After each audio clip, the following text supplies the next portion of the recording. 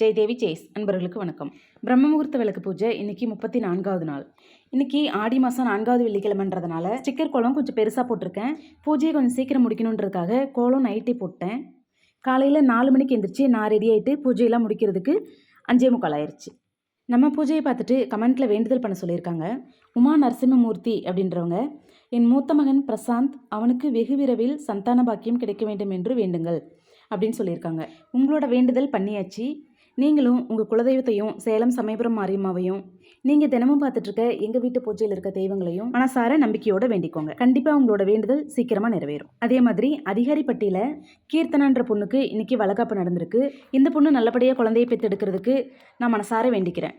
நீங்களும் மனசார வேண்டிக்கோங்க, நம்பிக்கையோடு இருங்க.